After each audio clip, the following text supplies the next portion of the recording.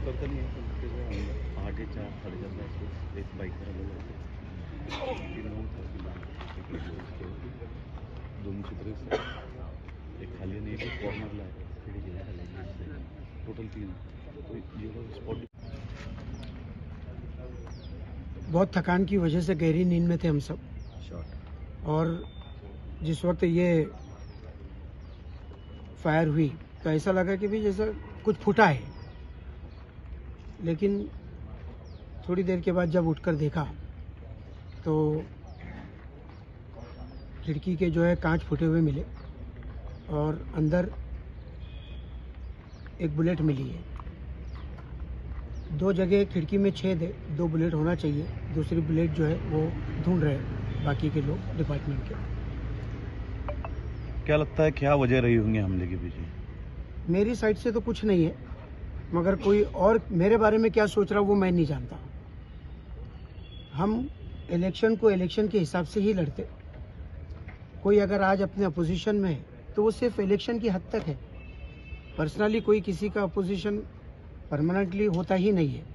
और मैंने पूरे इलेक्शन के कैंपेन में जलगांव शहर के डेवलपमेंट पर ही अपनी बात रखा।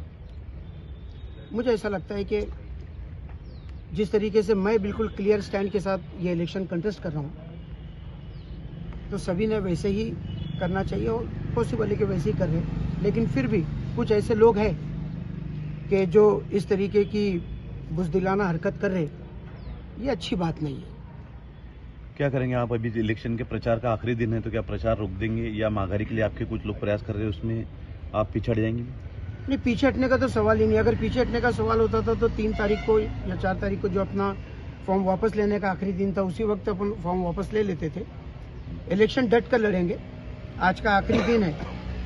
ये जो फायरिंग हुई, ये फायरिंग अपने हौसलों को नहीं रोक सकती, उसको कमज़ोर नहीं कर सकती।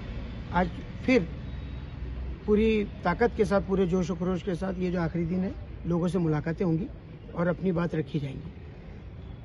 नहीं, सबसे पहले तो मैं ये कहूँगा कि अहमद सर पर जो एक बुज़दिलाना हमला हुआ है, सबसे पहले मैं एक धर्मगुरु, एक राजनेता होने के नाते मैं इसका निषेध करता हूँ। और ये बड़े अफसोस की बात है कि जलगांव ज़िले में ये अपक्ष उम्मीदवार पर, आज़ाद उम्मीदवार पर ये दूसरा हमला है। हालांकि अहमद सर और मैं दोनों हम अपोजिशन पार्टियों के, लेकिन जैसी मुझे नमाज पढ़ने के बाद पता चला कि अहमद सर के घर पर ऐसा ऐसा हमला हुआ, हम फौरन यहाँ पर चले आए और 1 घंटे से यहीं पर हम खड़े हुए।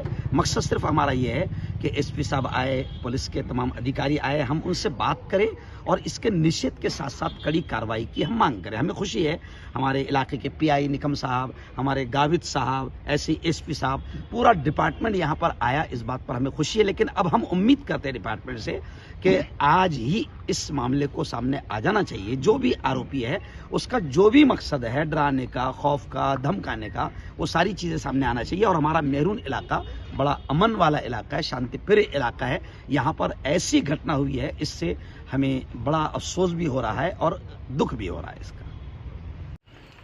जलगांव शहर कॉन्स्टिट्यूंसी का इंडिपेंडेंट कैंडिडेट है शेख अहमद हुसैन गुलाम हुसैन। इनका रिपोर्ट ऐसा हुआ कि मतलब सुबह अंदाज 4 बजे कोई अनजान आदमी ने उसका घर के ऊपर फायर किया है, ऐसा रिपोर्ट हुई थी। और उसका घर का खास विंडो का खास टूटी थी। फिर इसके वजह से उनको पता चला ऐसे उसके घर के ऊपर फायर हुए। पुलिस को रिपोर्ट करने के बाद पुलिस यहाँ पे आई, सीसीटीवी फुटेज और बाकी हमें तपास चल रहा है।